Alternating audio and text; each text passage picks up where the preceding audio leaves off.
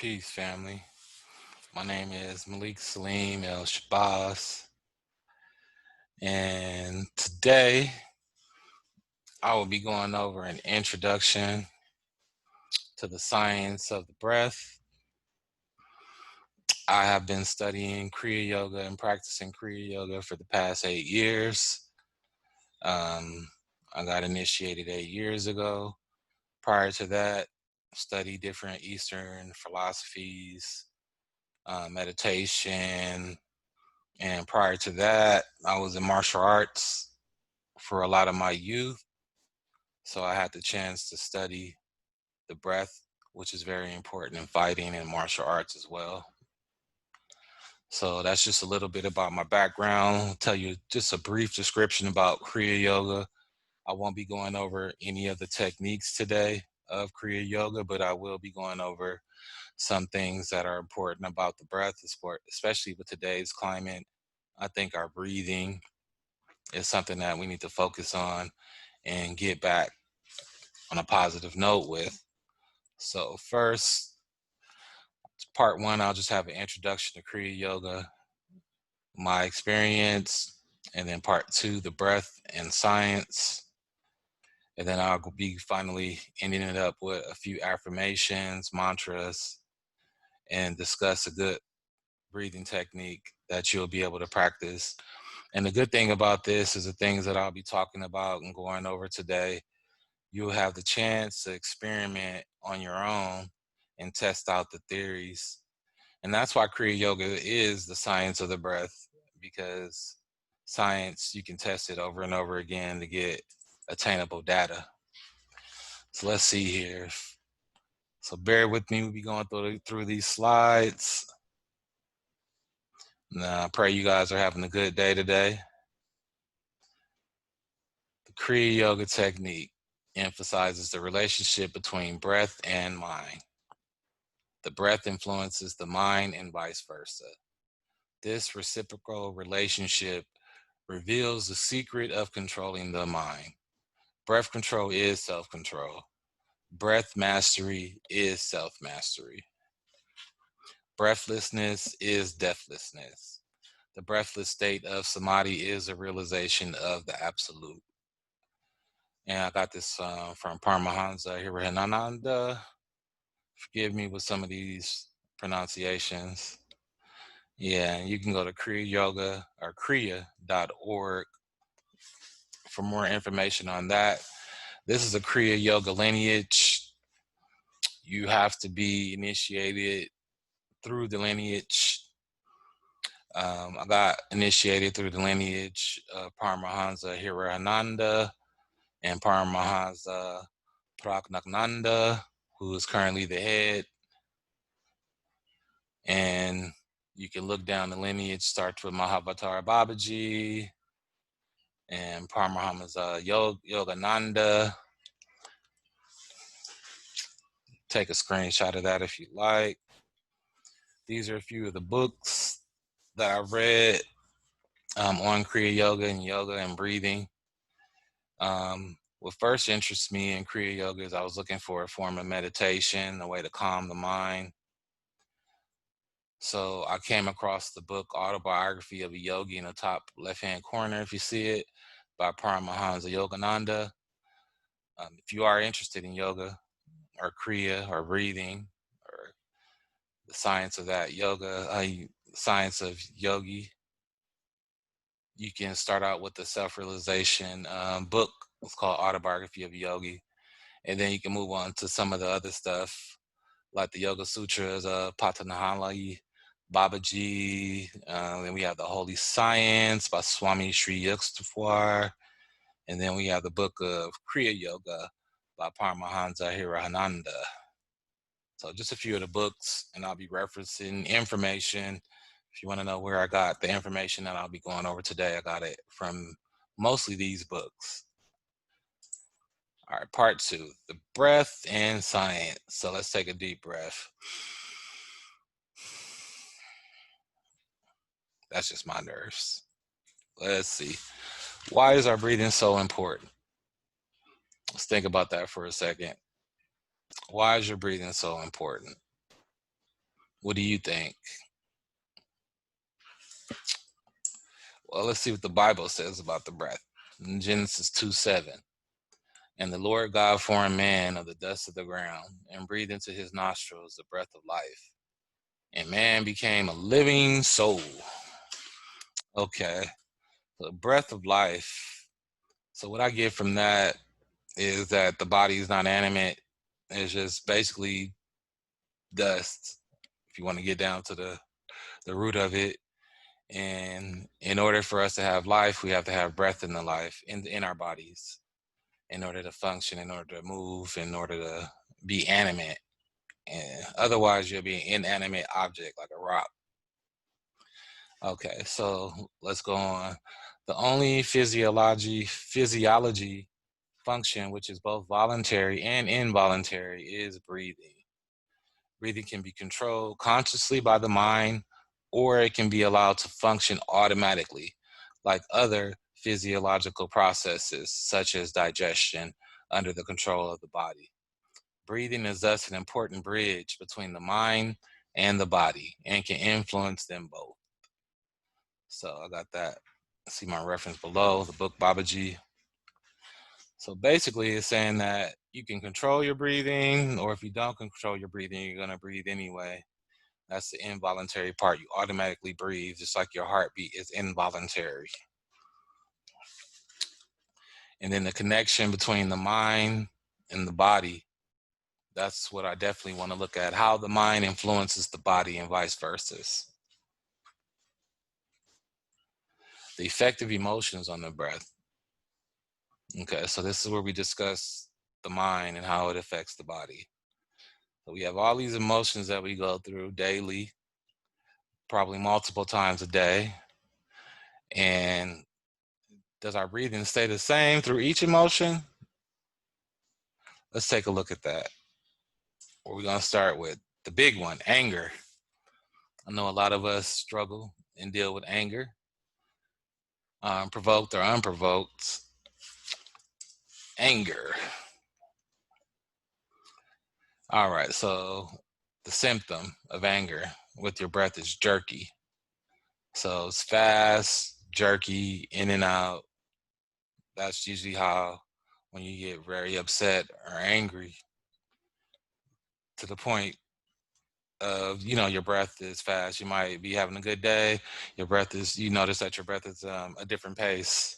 So anger brings on the breath is jerky. Fear, symptom of fear, your breath will momentarily cease or pause. Amazement, what did I say? You gasp with amazement, just like this guy is on, you gasping for amazement. So your breath again pauses. Sadness, your breath chokes. A lot of people with lockdown, quarantine, they may feel sad, maybe starting to feel depressed.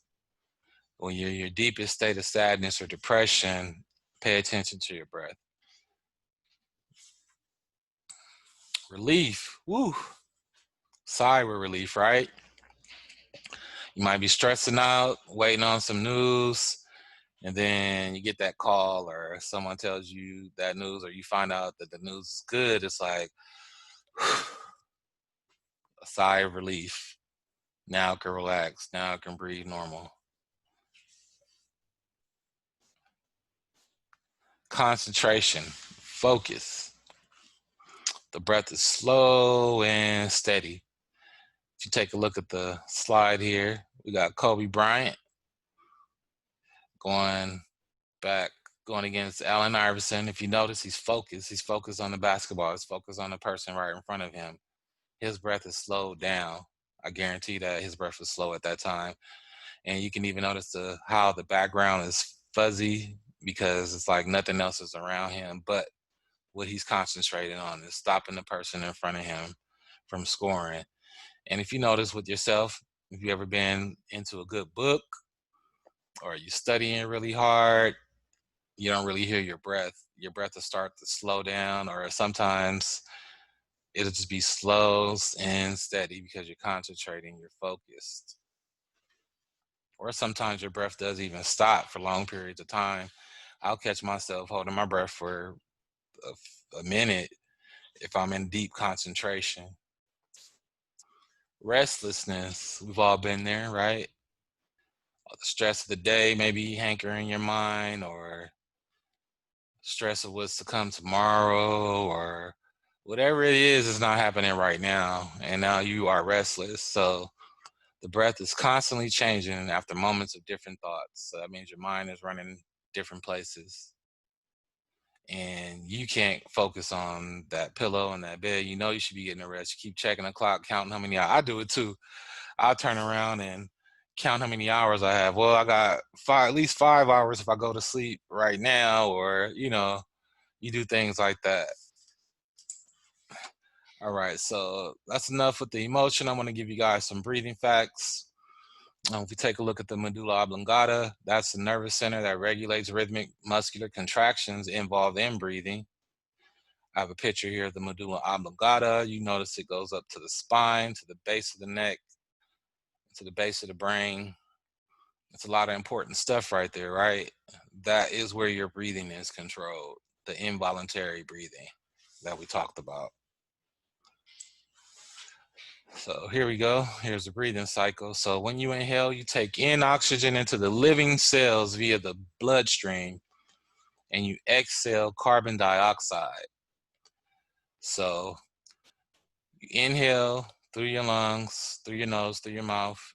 It goes into your lungs, and then the oxygen is taken, and it attaches to the red blood cells, and the red blood cells' job is to deliver that to the rest of your organs, your brains, liver, kidneys, tissue, hair, things like that. And once those organs get that, then carbon dioxide is expelled, and then the red blood cells, they're the transporters, go ahead and take the carbon dioxide and it removes it, puts it back into your lungs, and then that's when you exhale it out of your lungs.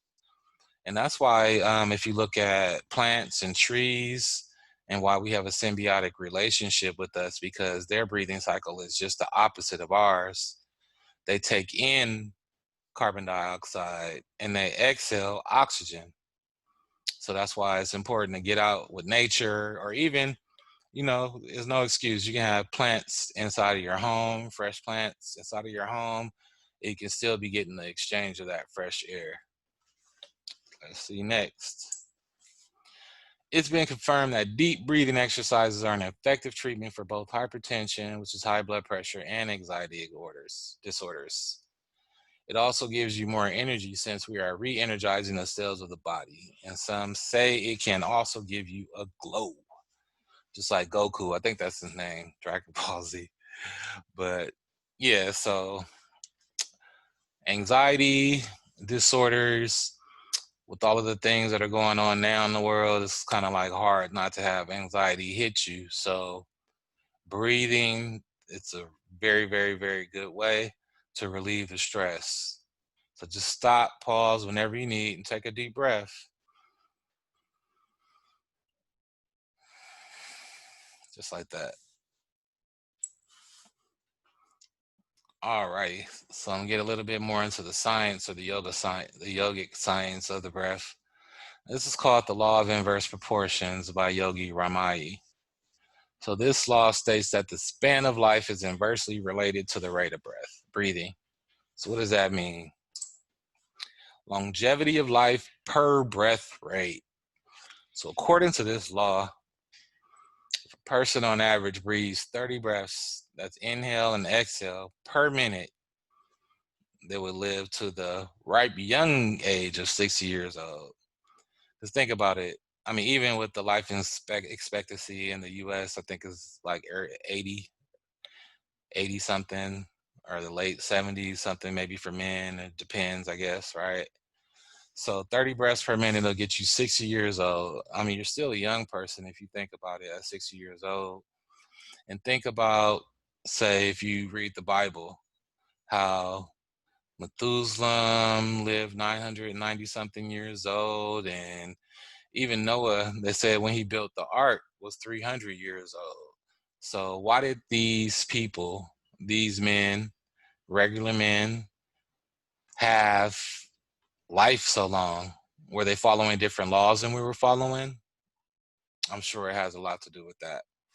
So then we have 18 breaths per minute, get you 96 years old. If you ever notice people when they get older, they start to slow down. So the breath slows down too. So they are less stressed.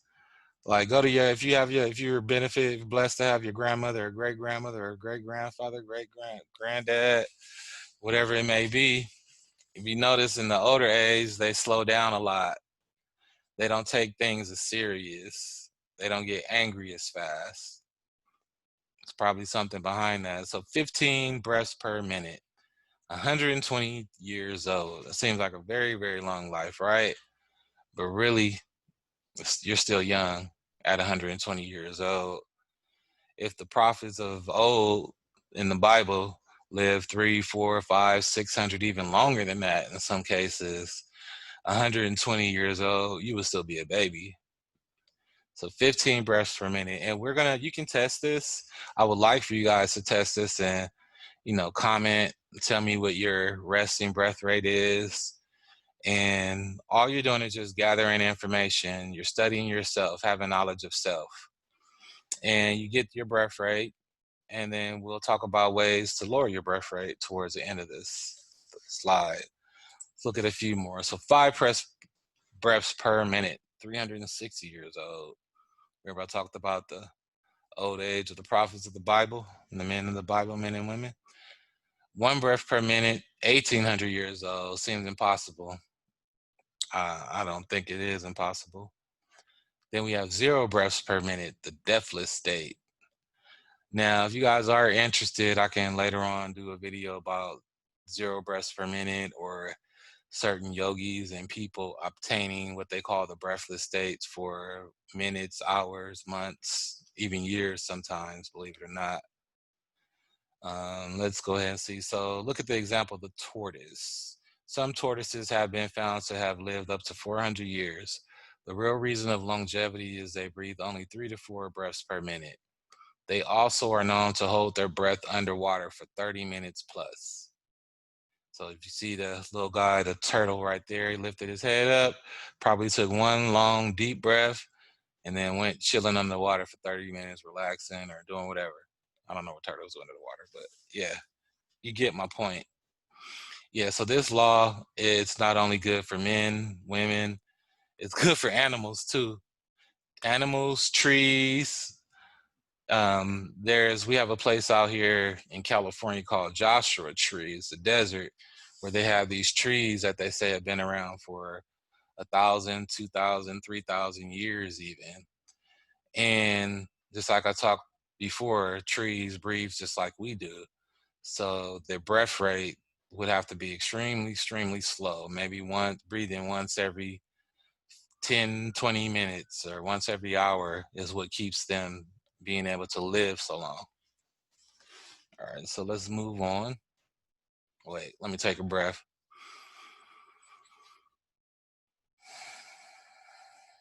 There we go. Part 3. I can breathe or I can't breathe. That's the question. Why did I choose I can't breathe? Excuse me. All right, let's see. Take a look. Power of your words. A mantra, a statement or slogan repeated frequently. An affirmation, the action or process of affirming something or being affirmed. I like to do daily affirmations. I don't always do them. You can get up and say you're going to take a test or you just want to have a good day. Let's sit down on the side of the bed, take a couple of deep breaths, and reaffirm to yourself that the day is going to go good, whatever it may be. I'm going to have a good day. I'm going to win the lotto, whatever your mantra, affirmation may be. But we have to start to realize that our words do have power. And that's all of our words have power. So watch your words, save your words because you'll be saving your breath. If you're angry, you don't always have to respond because you're losing your breath. which I consider losing my life, parts of your life. So let's see here. I can't breathe and COVID-19 at the same time. What a coincidence. Yeah. Now this epidemic, lockdown, quarantine, I'm sure has brought all of the emotions that we went over earlier at some point in time. Not only to add to the fact that we have media that's pushing a lot of this fear. And I understand, you know, you have to be safe and, you know, we want to be warned or notified, but some of it I think is just overkill. Calling it a pandemic. And I don't know, those are just like alarming words to me. And then think about it. Look at this picture right here. What do you see? You see people protesting, right? So they probably have some type of anxiety, anger, fear going on, right? In order to get them out there protesting, especially during quarantine and lockdown. Then you have the mask on, which restricts your breathing. I don't care. I know surgeons and they may sit and do surgeries for 8, 10 hours in that mask, but that mask isn't made to get sufficient breath in. So just be careful. That's all I got to say. Be careful and make sure you do take the time to breathe without the mask on. Okay, so I want to discuss something called diaphragmatic breathing. Some call it belly breathing. You know, when you breathe, when you sit and breathe, you normally breathe, take a breath in, and your chest lifts up. Okay, we want to breathe. We want to make sure that we're getting as much oxygen in one single breath. If I'm only going to be breathing 4 or 5 times a minute, I want to make sure that those breaths are efficient. So if you look at the diagram here, it shows you the inhale, right? So you will inhale through the nose, filling up the belly. So you allow the belly to expand. Don't let your chest expand. You know, when you normally breathe, what you can do is put your hand on your chest. I don't know if y'all can see me here. And make sure that your hand isn't raising up and down. Make sure that when you take a deep breath, you're letting the air pour all the way into your stomach. So your stomach is going to fill up like a balloon. Think about your stomach as a balloon. So you go in and your belly expands, and then you exhale out while pulling in your belly, squeezing the air out. Now I know in this picture, it shows them exhaling through their mouth, which is fine, but in order to filter the oxygen in and out better, we want to close our mouths and we want to inhale through the nose, let your belly expand to its fullest capacity, and then exhale back out through the nose. So when you're doing that, you can do this sitting down, you can do it standing up. As you notice, the lady's doing it laying down. And they say you recommend 5 minutes in the morning upon waking and 5 minutes before it's time for bed. So what we're doing when you're doing this is you're pulling the breath in, you're inhaling, and you're basically pulling the breath from the bottom on up, all the way up to the spine, to the top. You pause for as long as you can, holding the breath with with your belly still expanded, with the air in there. Hold your breath as long as you can until it starts to feel uncomfortable. Then you exhale, contracting the diaphragm, the stomach, and letting the breath come out. And then once you do that, once you expel all of the air out of your stomach, then you're going to pause again before you take another breath. And then hold your breath for as long as possible. And then repeat the cycle. You do that for 5 minutes in the morning. Don't take my word for it, but if you just practice it just the way I said it, you do that for 5 minutes upon waking. I guarantee you, after that first week of doing that daily, you'll notice a difference in your energy level. And I would recommend doing it more than 5 minutes or doing it more than just twice a day. You know, whenever you have free time and you're able to notice or pay attention to your breath, I would do that. So let's go through this technique. So when I say start from the bottom, just imagine maybe like a ball or string at the bottom of your back, right on top of your butt, the sacrum. And then you're following the spine up. So when you breathe, imagine the air coming all the way up the back of your spine, all the way up to the top of your head. I'll go through a few cycles with my eyes closed. I have my hand on my chest, as you can see. I also have my hand on my belly, so I can feel that my belly's expanding and not my chest. So let's go through a few cycles here.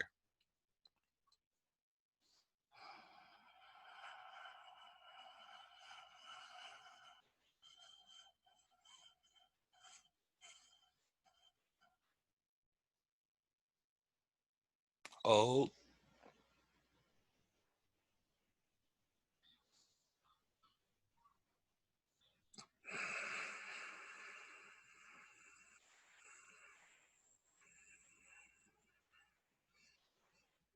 hold,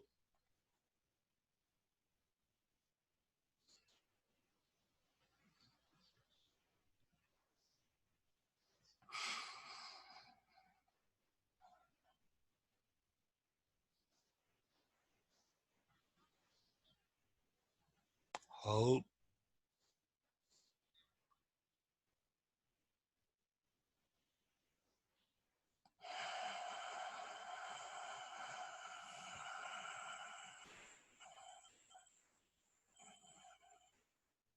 Hold.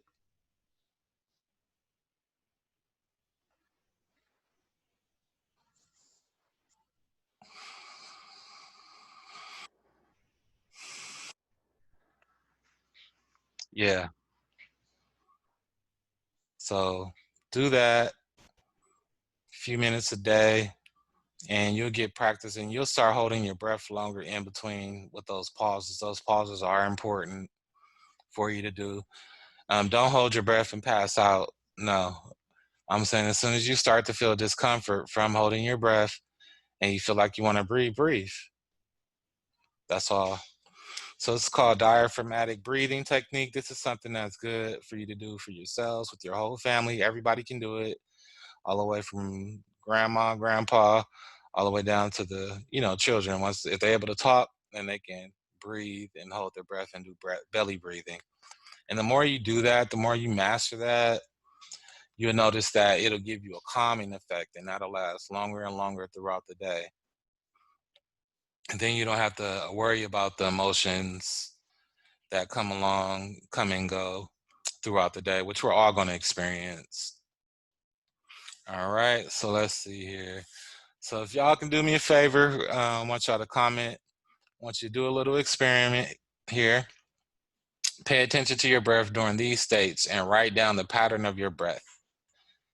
So if you want, you can take a screenshot of this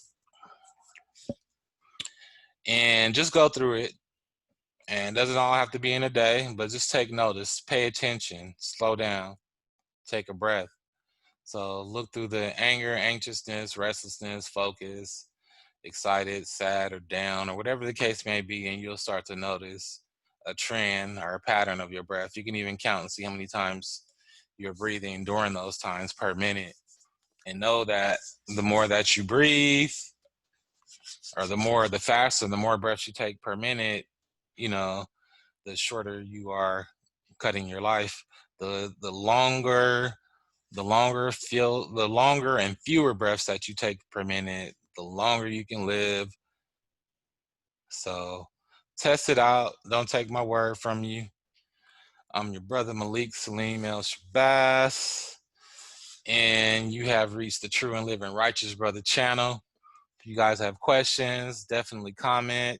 If you have a little longer questions, you want a response right away, you can hit us up on True and Living Righteous Brothers at gmail.com. That's our YouTube and Instagram channels as well. So please subscribe.